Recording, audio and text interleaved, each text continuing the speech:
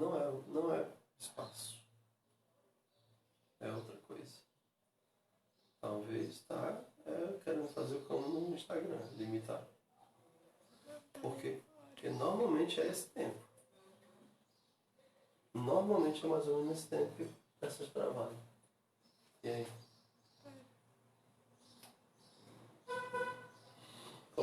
Coloquei no WhatsApp das 3 congregações que estamos de volta no Facebook. Já tá?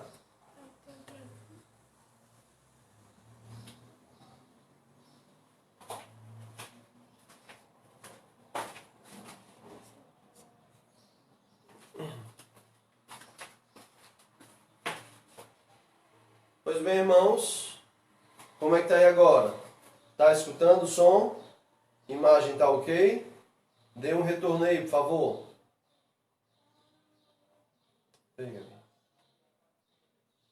Tá ok com o som? Tá? Então vamos continuar. Deixa eu tentar aqui me refazer onde é que eu estava. Ok. Então, muita gente vai dizer, o Evangelho é a boa nova. E muita gente vai ouvir, vai dizer, legal, mas o que é essa boa nova? Não entende o que é isso, tá certo? Boa nova era a forma do português antigo de falar boa notícia. Tá bom? Então vamos fazer um combinado aqui, povo a quem eu tenho servido. A gente vai falar boa notícia, tá bom? Boa nova. Tem gente que não vai entender isso, porque a boa nova não é uma expressão que é entendida da nossa época. Agora é os cachorros ali na rua, o negócio agora ficou feio. Deus tenha misericórdia. Então assim, o Evangelho é a boa notícia de Deus, tá bom? Vamos usar assim. É a boa notícia de Deus. Agora, é necessário compreender bem o que significa afirmar isso. Quando eu falo que o Evangelho é a boa notícia de Deus, será que a informação está completa aí? Ou será que dizer que o Evangelho é a boa notícia de Deus? Ou, pior ainda, pior para a compreensão, o Evangelho é a boa nova de Deus. Será que não é uma forma incompleta e confusa de falar o Evangelho?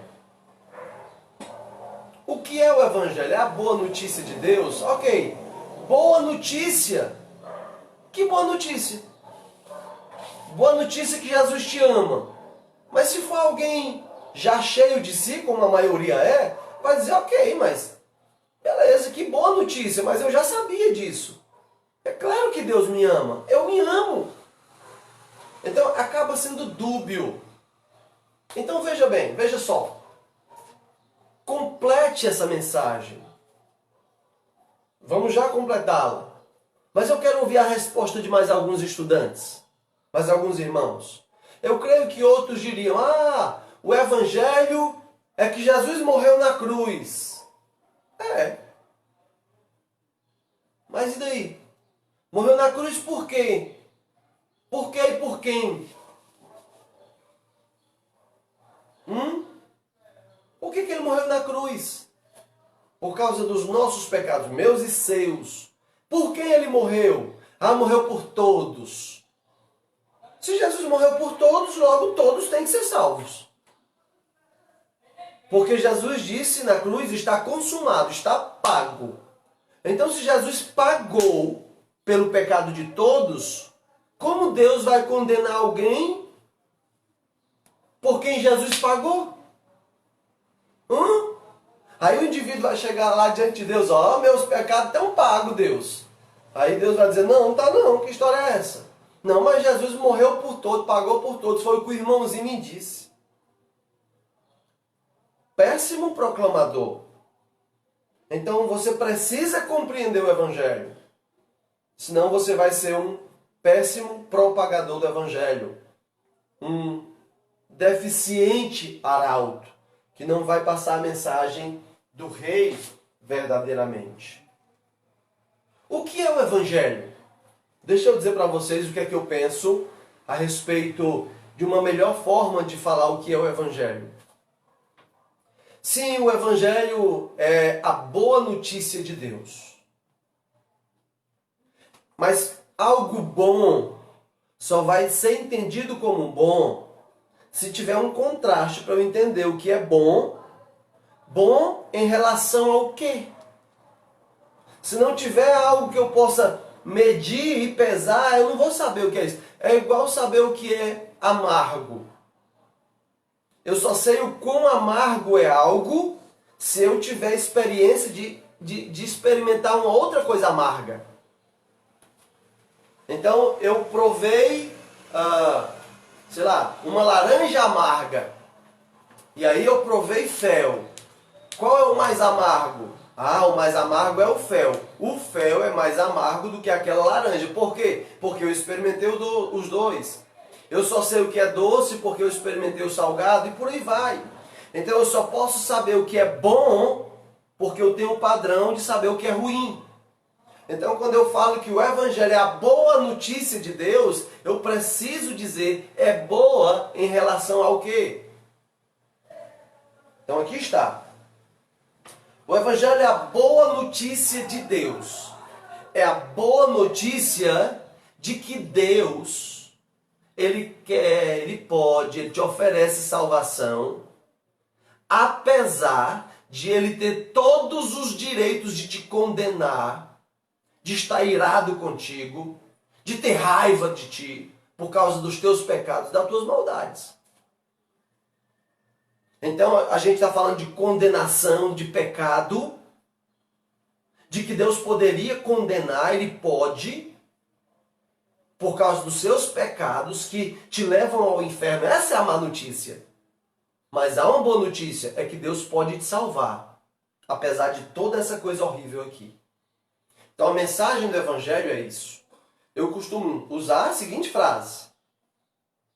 O Evangelho é a boa notícia de que Deus te ama, apesar de ter todos os motivos para te odiar. Essa, para mim, é uma resumida, objetiva e completa forma, conceito, expressão do que é o Evangelho. O Evangelho é a boa notícia de que Deus te ama, apesar de Ele ter todos os motivos para te odiar. Pode ser colocado de outra forma. O Evangelho é a boa notícia de que Deus pode te salvar, apesar de ter todos os motivos para te condenar. É o Evangelho. É a boa notícia, apesar da ruim. O Evangelho é isso. Portanto, pense nesses conceitos. O conteúdo do Evangelho, o conteúdo da nossa proclamação, nos impulsiona a pensar nisso. Ok? Vamos lá, sigamos. Atos 1 e 8 é o nosso penúltimo texto. Atos 1 e 8.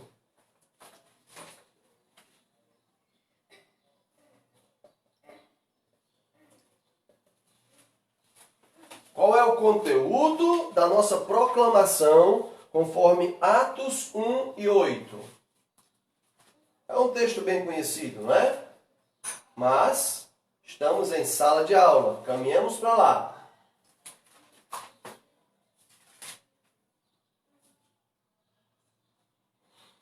Diz assim: mas recebereis poder ao descer sobre vós o Espírito Santo, e sereis minhas testemunhas, tanto em Jerusalém, como em toda a Judéia e Samaria e até aos confins da terra.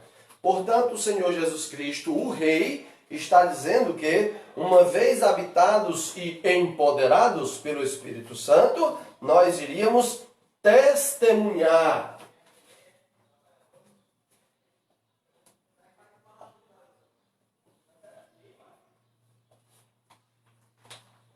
O que é testemunhar? É comum a gente entender testemunho somente como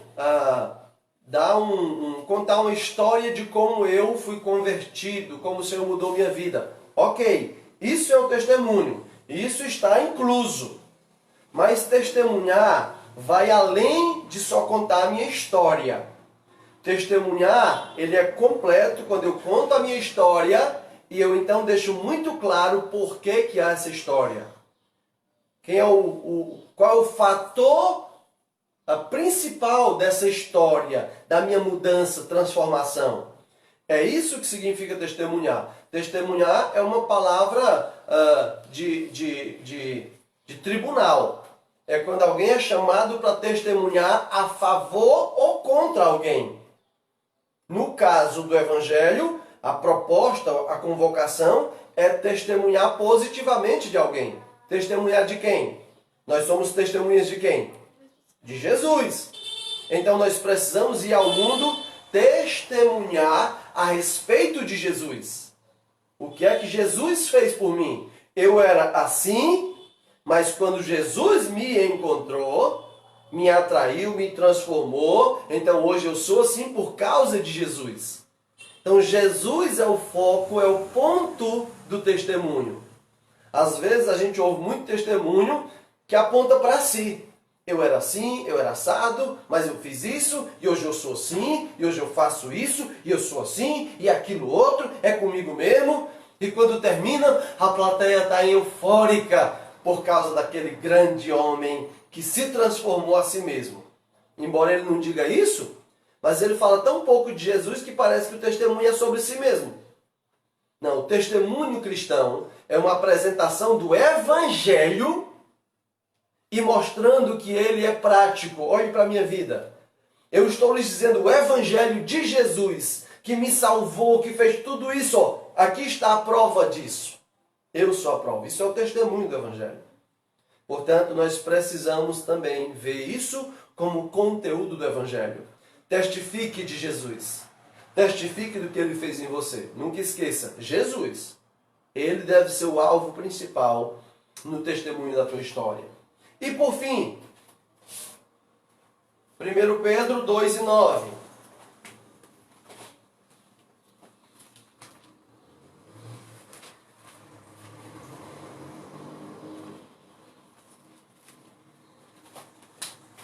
Primeira carta do apóstolo Pedro, capítulo 2, versículo 9.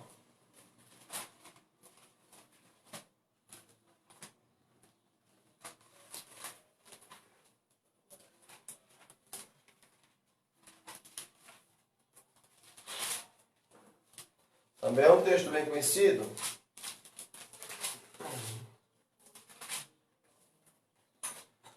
Primeiro Pedro 2:9.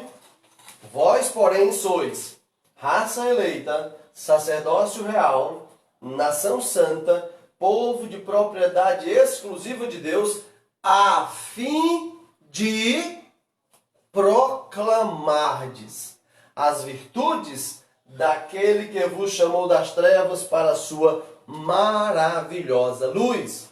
Portanto, de acordo com Pedro, o conteúdo do Evangelho, a proclamação do rei que devemos fazer é proclamar as virtudes divinas. As virtudes de Deus, nosso Salvador, as virtudes de Jesus Cristo, nosso Salvador, as virtudes do Espírito Santo, nosso Salvador, as virtudes divinas, elas compõem o conteúdo do Evangelho. Há um livro, se eu não estou equivocado, de John Piper, posso estar equivocado, mas o título do livro é Deus é o Evangelho. E tô com ele nisso. Seja John Piper ou não. O Evangelho é a mente de Deus buscando o homem. É a porta de salvação que Deus abriu. O Evangelho é isso. Então, esse Evangelho, compreendê-lo, é compreender Deus naquilo que ele quis se revelar. E Deus, olhar para Deus, Deus é o Evangelho. Não tem como ser distinto. Não dá para separar e dizer o Evangelho é uma coisa diferente de Deus. Embora, sim, são duas coisas. A gente pode tratar as duas diferentes. Vamos falar sobre o Evangelho, vamos falar sobre Deus. Mas as duas coisas, elas estão intrinsecamente ligadas. O Evangelho é o Evangelho de Deus. E Deus é o Deus do Evangelho. Portanto, quando nós fomos salvos por Deus, pelo seu Evangelho, para proclamar o seu Evangelho, que reflete, que são as suas virtudes. Quais são as virtudes? Rapidamente lembrando. Deus é amor. Sim, Deus é amor. E Deus é justiça. E Deus é misericordioso. E Deus é juiz. Percebem? São as virtudes de Deus. Ele é paciente, é longânimo, mas põe fim a todas as coisas. Então, conhecer as virtudes de Deus é conhecer o próprio Deus. Eis o motivo, irmãos, porque muitos de nós é muito deficiente na apresentação do Evangelho. E aí nos perdemos com aquelas frases e jargões que se desfazem como um papel higiênico na água. Falamos, Jesus te ama. Recentemente teve um movimento evangelístico na universidade. Antes da pandemia, claro. Muito bem intencionados, jovens ali, crentes. Mas entre as estratégias evangelísticas estava abraçar as pessoas e dizer que Jesus a amava. Então, alguém ficava aí, abraçava, Jesus te ama. Pronto. Estratégia evangelística. Eu não sei muito o que dizer a esse respeito. Eu até sei, mas não sei mais o que precisa dizer. É puro humanismo. As pessoas dizem hoje que os pagãos, os ateus, os descrentes, todo mundo diz, a gente precisa se abraçar mais. E é aí que tem ido, às vezes, a proclamação do Evangelho. Cuidado, igreja. O Evangelho é muito mais sério do que isso. Muito, muito mais sério. O Evangelho é falar sobre o próprio Deus, sobre o próprio Cristo, vivo, morto, ressuscitado. Isso não é brincadeira. O conteúdo do Evangelho deve ser alvo de nossas profundas preocupações. O crente precisa estar se perguntando, eu sei o Evangelho? Eu compreendo o Evangelho? Eu estou crescendo no conhecimento do Evangelho? Eu estou me aprofundando no Evangelho? Por que é importante isso? Muito importante. Isso vai ser a nossa próxima aula. Qual a importância da proclamação? Qual a importância da proclamação do conteúdo correto? Deixa eu só lhes dizer, só dar um gostinho a respeito dessa importância, olhando para João 17:3. Eu vou concluir com isso. Nem vou anotar, pois não é texto dessa aula, já é da próxima. Mas só para você entender a importância de conhecer direito esse assunto, de saber o conteúdo do Evangelho. João 17:3.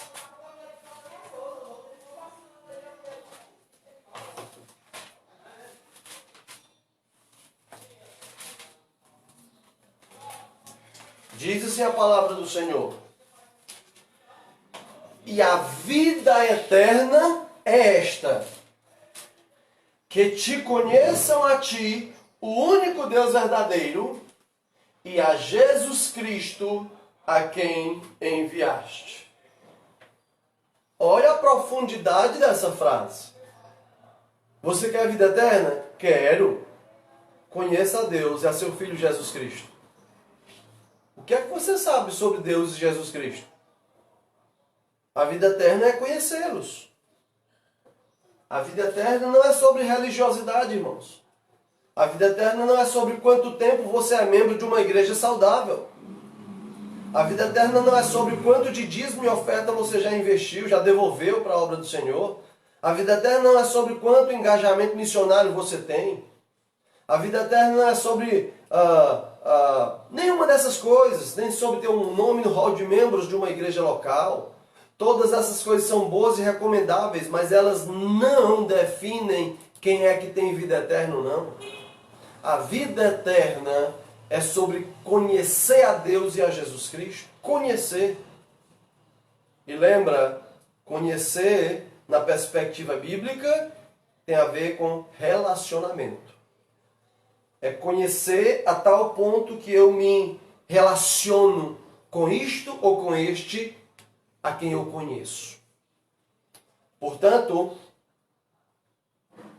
vejamos lá. Próximo domingo, se Deus nos permitir, falaremos sobre a importância de proclamar o conteúdo certo. Por que é importante? Esse é um dos textos, mas tem outros que fazem assim na minha mente. Puxa vida, então por isso que é importante proclamar, e não proclamar de qualquer jeito, mas proclamar o conteúdo certo. Ok? Por hoje, reticências. Paramos aqui para continuar no domingo seguinte, se Deus nos permitir. Então nós vamos mais uma vez adorá-lo com uma canção de louvor. E depois deste, nós iremos encerrar com uma oração. A canção que vamos agora apresentar é De Todas as Tribos, pois é esse o chamado de Deus, que nós apresentemos, proclamemos o Evangelho a todos os povos, línguas e nações, tribos por todo o mundo. Qual o número desse cântico? 188. Número 188 no nosso livrinho de cânticos, De Todas as Tribos. Adoremos ao Senhor.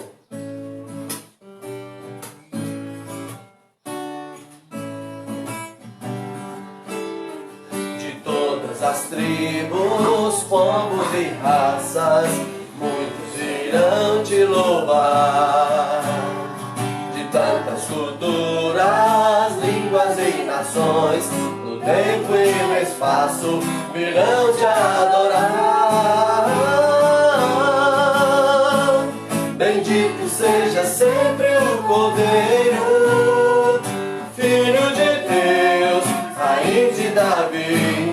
Bendito seja o seu santo nome, Cristo Jesus, presente aqui. Remidos comprados, grande multidão, muitos virão te louvar. Povo escolhido, teu reino e nação, no tempo e no espaço, virão te adorar. Bendito seja sempre o Cordeiro, Filho de Deus, Raiz de Davi. Bendito seja o seu santo nome, Cristo Jesus, presente aqui. E a nós só nos cabe tudo dedicar, oferta suave ao Senhor. Dons e talentos queremos consagrar, e a vida no teu altar, para o teu louvor. Bendito seja sempre o Cordeiro, Filho de Deus, Raiz de Davi. Bendito seja o seu santo nome, Cristo Jesus, presente aqui. Cristo Jesus, presente aqui. Senhor Jesus, muito obrigado pela tua presença constante, amável, protetora, desafiadora. como o Senhor disse que seria. Obrigado. Por teu nome, Jesus Cristo, nos achegamos ao Pai para agradecer pelo tempo que aqui tivemos de instrução bíblica, primeiro para meu próprio coração. Me ensina, Senhor, a ser um proclamador do teu evangelho cada dia mais eficiente. Ajuda, Deus querido, minha família a crescer na mesma graça e a família da fé na qual me tem inserido também. Nos ajuda a vencer nossas dificuldades, obstáculos, medos, receios, pecados e a fazermos a proclamação do Rei como o Rei quer que façamos. Que proclamemos quem o Senhor é, as suas virtudes, o seu evangelho, as suas maravilhas. Que testemunhemos na nossa própria vida o que o Senhor faz com as nossas vidas. Que proclamemos a boa notícia de que Deus ama o pecador, apesar de ter todos os motivos, apesar de ter todas as razões para estar irada contra cada pecador. Para estar irado, para condenar cada pecador. Mas o Senhor oferece amavelmente a oportunidade de ressurreição em Cristo. Nos ajuda a sermos fiéis a Deus. Arautos, proclamadores fiéis da mensagem real. Para a tua glória, em nome de Cristo oramos. Amém. Se Deus nos permitir, às 18 horas estaremos novamente cultuando, adorando ao Senhor. Se prepare e se organize para isso. Bom dia.